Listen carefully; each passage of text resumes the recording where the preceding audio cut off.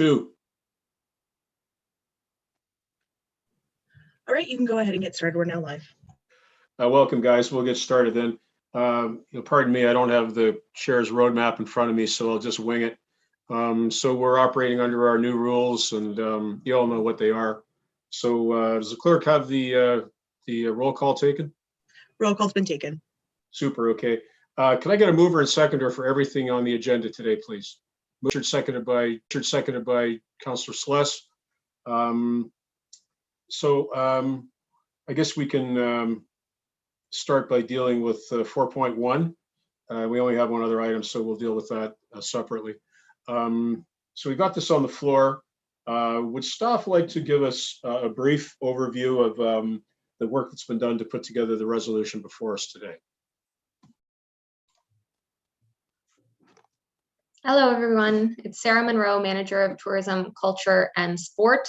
So I do have an overview. I don't know how brief it is. It'll be a few minutes here, but I wanted to go over the report because it is very detailed and just go over the most important parts for us to look at today. So the Economic Development and Tourism Department, we are responsible for the care of the city's public art collection. In 2012, a conservation assessment was done by a professional conservator on the city's entire collection. We do this about every 5 years. And at that time, they recommended some conservation work. But as years progress and we started to notice that this canon had some concerns that became visibly critical, mostly that the corrosion of the metal frame meant that it was compromising the structural integrity of the piece. We came forward in 2017 to make a recommendation to remediate that active corrosion and restore areas that were not original to the canon, including the wheels. So the wheels were not original to the canon prior to this 2019 restoration. At that time, in April of 2017, Brantford City Council made the following recommendations to form this task force and lead the restoration of the canon. An RFP was issued and awarded in July of 2019. And as you were discussing just before this meeting, the working group members did conduct site visits throughout the remediation and restoration of the canon. It was restored and installed back in September of 2019. Unfortunately, as you saw in the spring of 2021, Park Services staff, they were conducting annual maintenance in Jubilee Terrace Park and noticed significant active corrosion on the canon. So tourism staff reached out to the working group co-chairs to make a recommendation to bring in a professional conservator at that time. They completed a full condition assessment and brought a few professionals on site at that time, including a painting professional and a restoration professional. And this report, as well as the staff recommendations, are based on the recommendations made by the professional conservator. So since 2019, although the critical structural stability problems have definitely improved due to a brand new mounting structure and new wheels, the new coating has not stopped the physical and chemical degradation of the canon. The conservation firm also expressed some concerns over the work completed in 2019. That's all included in Appendix A of the report, but some of those main issues are that there are visible cracks in pre-existing areas as well as in new areas that crack through the new coating. There's active corrosion, especially in recessed areas of the canon, and there's evidence that some of the areas received no new protective coating during the 2019 restoration work. Local areas of blistering corrosion, that tells us that the active corrosion underneath the coating was not remediated properly. So it is still working its way through the new coating, which has actually caused some heavy degradation and flaking of the metal. Large pieces of the metal are corroding and expanding, and while we were conducting the site visit, they were actively falling out of the canon while we were standing on the site. At this point, staff recommends that the canon be temporarily removed from the site to help slow that active corrosion. There is some work that is happening in Jubilee Terrace Park in the fall, and park staff will need it to be removed anyway temporarily to complete this work. And we're recommending that it stay out of the park until the full restoration has been achieved. The treatment that is needed to be completed although it will never be completely remediated, in some areas of the cannon, you have two pieces of metal that are sandwiched together.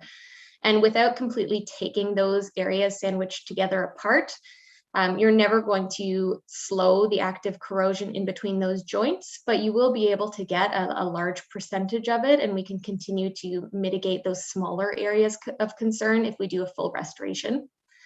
We're also proposing that a gazebo style structure be revisited. This will help to mitigate some concerns due to environmental concerns and road spray. So salty road spray, acidic rain, acidic bird droppings, those all help, they activate corrosion even faster than they normally would if you had some kind of gazebo coating on top.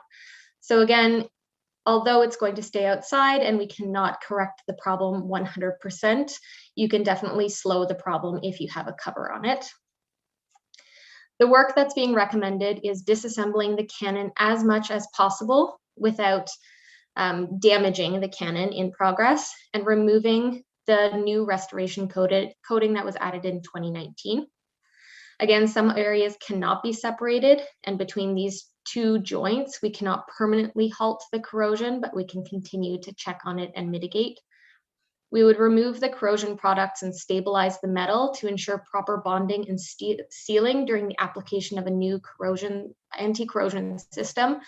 So this essentially means that when you sandblast, you are immediately recoating as soon as the sandblasting has been done, so that the corrosion doesn't start again. It starts very quickly after removed the first time. We would be cleaning to remove all the residues that would affect the coating system, repairing areas of active corrosion and compromised stability with a new epoxy-based coating system. There's some rewelding that will need to be done, as that active corrosion has now eaten through some areas that were of previous concern. And application of a new two-part coating system. So the conservators did look through records of similar cannons, and the color that they would be recommending is a little bit darker than what was used to be consistent with the age, history, and the patina of the metal used. And they would add a UV resistant tinted top coat if this group decides not to go through with a gazebo. Reproduction of the inscriptions, as well as replacing the wooden tampion with an appropriate rubber tampion.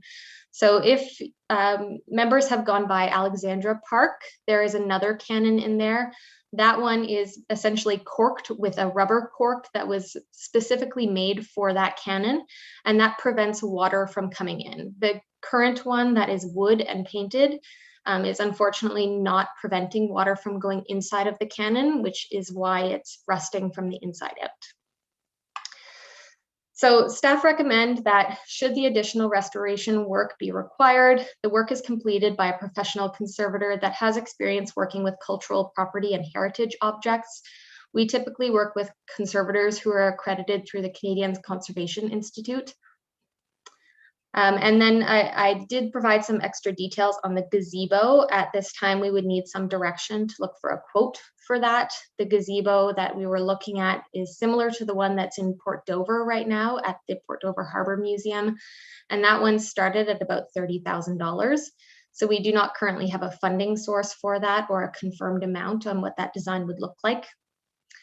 And then the final major concern is the commemorative plaque that was installed. That was installed on the concrete pad of the howitzer. Staff believe that this was donated by the 56th Field Regiment, but I was not able to find any information in past working group, Heritage Committee, or Public Arts Subcommittee minutes to confirm. But that is becoming very difficult to read, so staff recommends that it be replaced with a material that's not susceptible to the negative effects of road spray, rain, and piled snow. So we would typically replace something like that with printed plexiglass or vinyl wrapped aluminum. So just for the cannon restoration at this time, the estimate for completing the work based on the condition assessment completed is $72,320 inclusive of HST.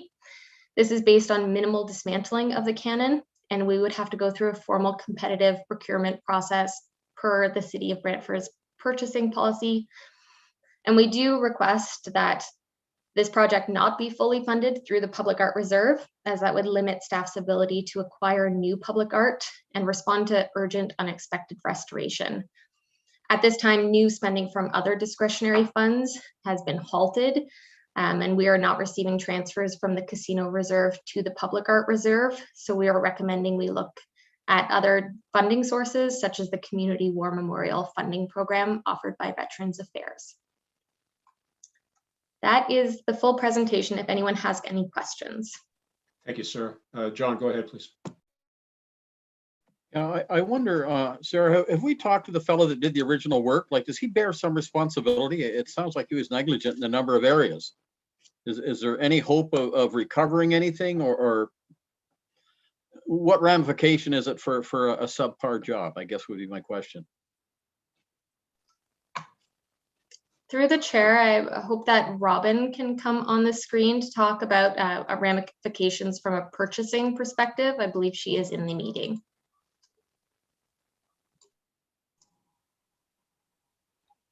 Good afternoon, through the chair.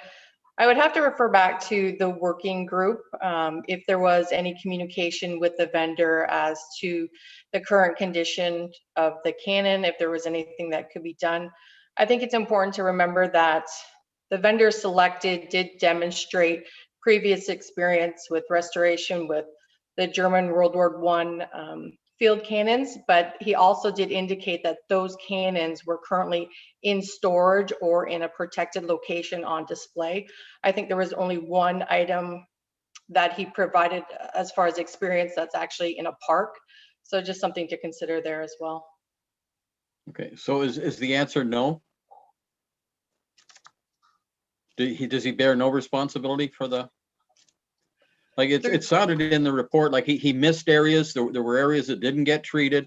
It was, if I as an individual had something done and that's what I got back and realized what I'd gotten, I would certainly have something to say about the person that performed the work. So I would presume as a city we would do the same thing. Through the chair, again, purchasing would have to reach out to the project lead to determine if there was any correspondence as to the current condition. Unfortunately, we kind of hand off the project after the purchasing process is complete. There is obviously, we do try to hold our vendors, to their obligations under contract. But again, we have to make them aware of that in order for them to be able to provide to us a remedy. So has that process of becoming aware started? If you reached out to the other departments you would have to reach out to, Robin? Through the chair, no, I in all honesty, I just seen this report last week, so I wasn't aware of the current condition that the cannon's in. So I apologize, I'm unable to respond to that. Okay, thank you. Thank you. Councillor Riley, go ahead, please. Thank you, Mr. Chair. I'm just looking over my notes here that date back to June 2017. That's 4 years ago. That's a long darn time we've started working on this. But some of those notes included, and I'll just read this out if I may. Staff be directed to further investigate the restoration of the howitzer that includes new wheels that duplicate the original design, manufacture new cap on the recoil mechanism, hook to prevent kickback, removal of rivets and rusted up metal on trail, manufacture and fabricate cover plate with fasteners, remove as much rusted parts and surfaces as is reasonably possible from entire cannon, install synthetic plug for the barrel.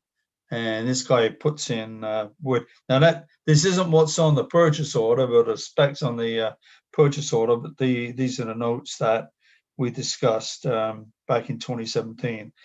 Remove paint to bare metal, protect cannon from weather with epoxy, paint entire cannon to original color, clear coat entire cannon, cost out restoration and report to task force and council, direct staff to work with the 56 Field Regiment, GWCA, CMHM to assist with the restoration process and relocate the restored cannon to a different location in Jubilee Park with lighting and a storyboard. There's further down in 2018, there's references to the original schematics and photos. And there's a note there that specify epoxy, paint color, sealer, barrel plug material, transportation from Jubilee Park to vendor and back. I'm sure, if my memory serves me right, that the Canadian Military History Museum provided specs on the epoxy and the paint, I think. And I might be wrong on that, but I think certainly we provided this guy with all the information that he needed to make this as an original job as possible. So it's unfortunate that we seem to have been duped a little bit here. And I went back over my photos this morning of our visits to the Bibby shop. And if you don't have them, I thought I may have sent them out to everyone as soon after our visit as possible. But if you don't have them, I'll be more than pleased to share them with the task force and with staff. Thank you, Mr. Chair. Thanks, John. Excuse me. I don't see anybody else with a hand up, so I'll just jump in briefly. Councillor Carpenter's got his hand up, Mr. Chair.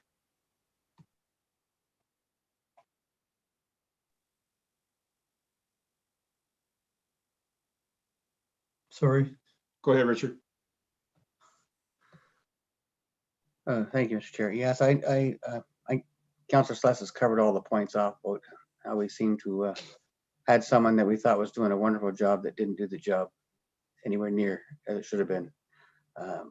But I also noticed that in image 17, even us bolting down the frame that holds the cannon, we even then didn't use galvanized or stainless steel bolts and washers, and they're rusted. So even on our side, we didn't quite give it thought to what would protect it.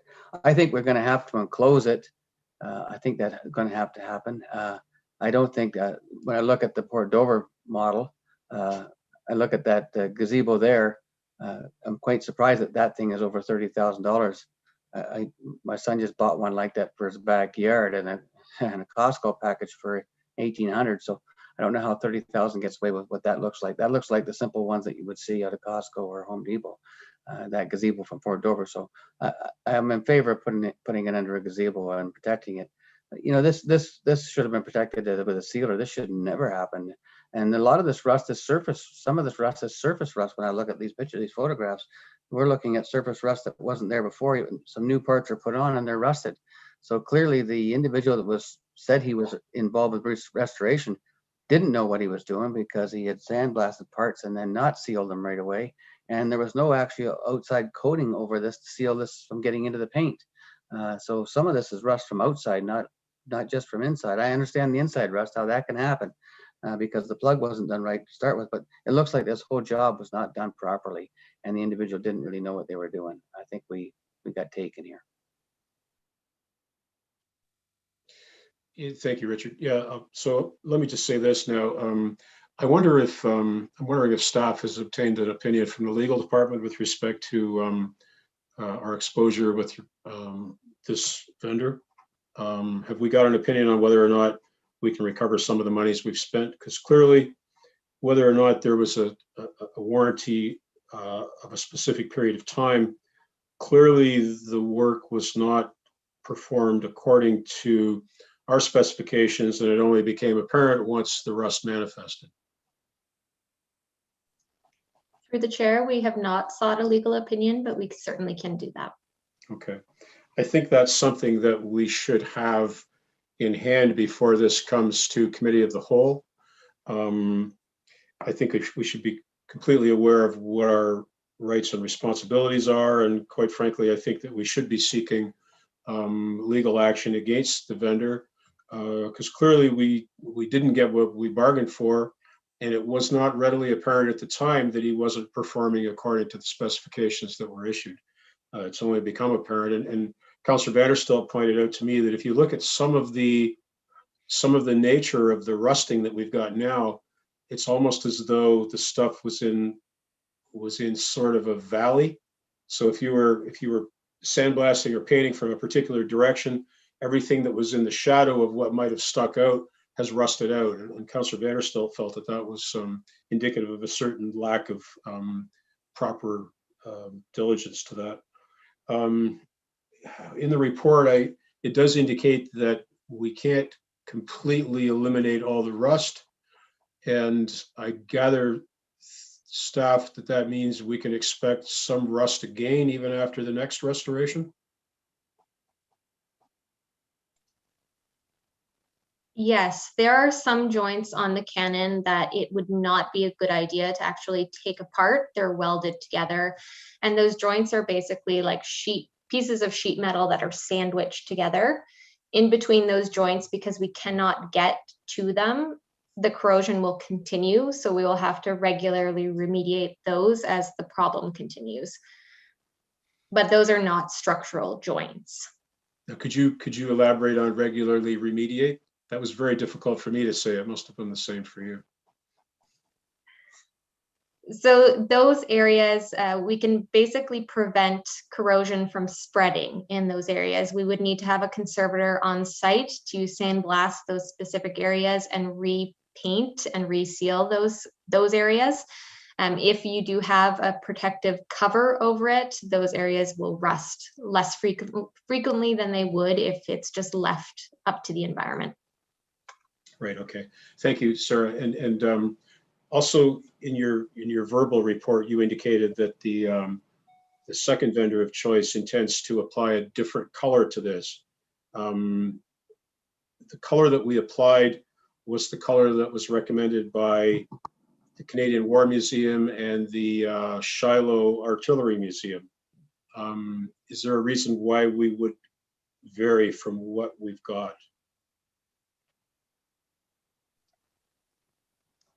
The staff did not receive that information on how that paint color was chosen. When the conservators came in, they did note that it seemed a little light, but if that is historically accurate, then they would repaint using that same color. Yeah.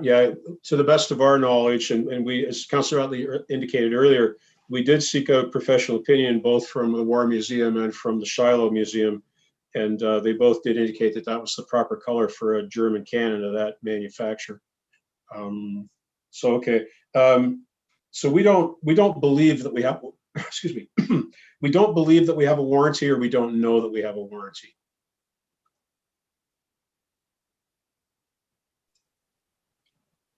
Through the chair, there was no agreement in place for this. In the absence of agreement, the city used the standard PO terms and conditions.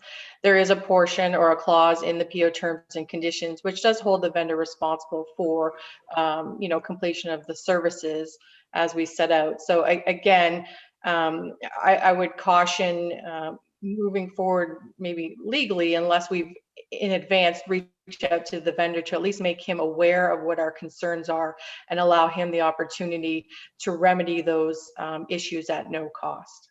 Right. Conversely, if anybody's timing me, feel free to tell me I've exceeded my time.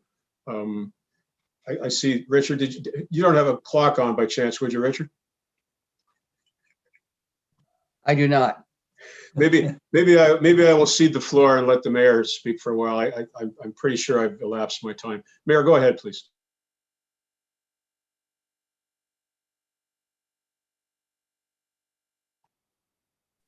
Thank you, Mr. Chair. Councillor Sluss and Councillor Carpenter have asked the questions I had on reading this report over the weekend.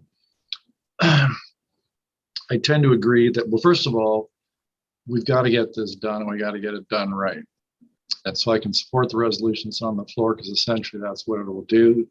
We'll have the work done by a firm that staff are advising us has all the requisite ability to do this and do it properly. So let's get it done and get it done properly, which this resolution will do. I tend to agree that once the work is done and we've got the howitzer replaced, we're probably going to have to look at whether we want to cover it in some way. Otherwise, in probably not too many years, another group of counselors will be dealing with the same issue all over again. I think we want to try and extend the life of the howitzer as best we can, and may involve some additional protection for it. And who knows, maybe the reservists may help us with that. So far as I agree that we need a report. It could be in camera, I guess, depending on the circumstances of the nature of the report, as to what remedies we have available to, the city has available to it in respect to the work that's been done to date. I don't see that as part of the resolution. And so, Mr. Chair, to make sure we properly address that situation, given that we are responsible for spending of taxpayers' money, and we definitely need, given the nature of this report and the contents of this report we have in front of us, I think we're duty bound to investigate this further, or have it investigated further. I mean, we wouldn't do it individually ourselves, but so I'm prepared to move an amendment by way of addition. So it'd be another, I think we got what, how many subclauses we have right now? We've got, so this would be G. Adding G, I'll be seeking a seconder. That staff be directed to bring a report back to the committee, whether it be in camera or out of camera, will depend on the nature of the report, confirming what options are available to the city in seeking compensation for the alleged deficiencies and the work and the restorative work done to date. And when I say alleged deficiencies, count on what we read in the report. So that's seeking a seconder for that. I think we're. I see we have Councillor Celeste. Mayor, could you clarify the use of the word committee? Are you talking about this committee? We'll have another report coming back to this committee. Well, I think it should come back to this committee, unless you think it should come back to committee of the whole. No, just seeking clarity, and now we have that. Thank you, Mayor. On the amendment, Councillor Utley, did you want to speak on the amendment? No, I'll wait. Thank you. Okay, thank you. Any other discussion on the amendment? Mayor, did you want to add anything further on your amendment? Okay, I think there's a need. I think it's pretty clear. Let's get the advice and find out what we can do. Those in favor? That carries. Okay, so we're back to the resolution as amended. Any other discussion, guys? I do want to touch on a point that Robin raised. Do we have a responsibility to notify this vendor? And I'm not sure it's in our best interest to allow the vendor to take further action on the gun, but do we have any responsibility, do we believe, to him to allow him to make good and to avoid the loss of reputation? Go ahead.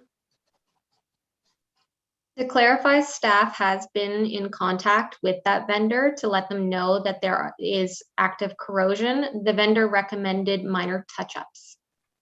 So we have that on record. Does the vendor wish to do that? The vendor did not volunteer to do that. Okay.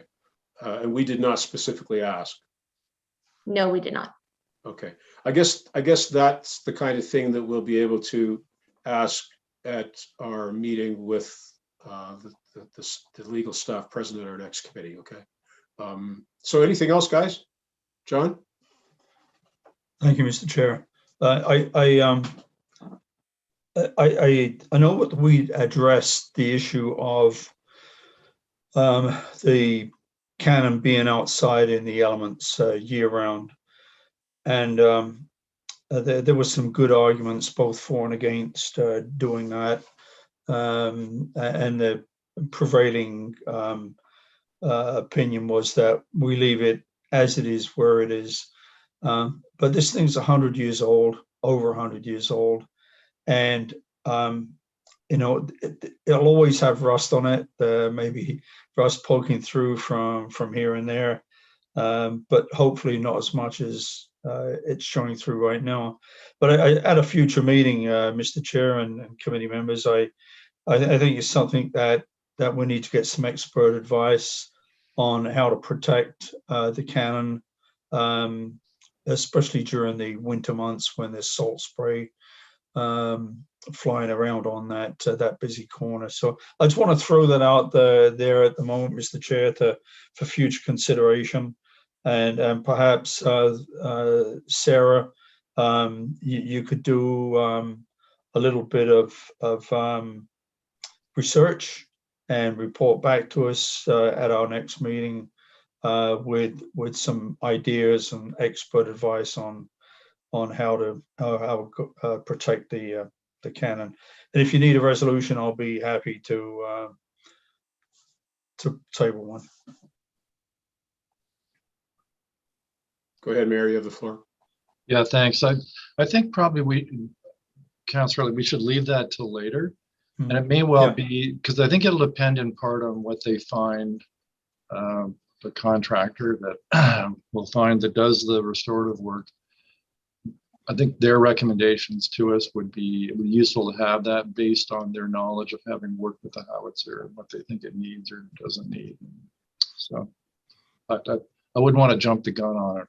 No, I'm right just saying, now. just throw it out for future consideration. Yeah, absolutely. So. Yeah. Councillor Carpenter, go ahead, please.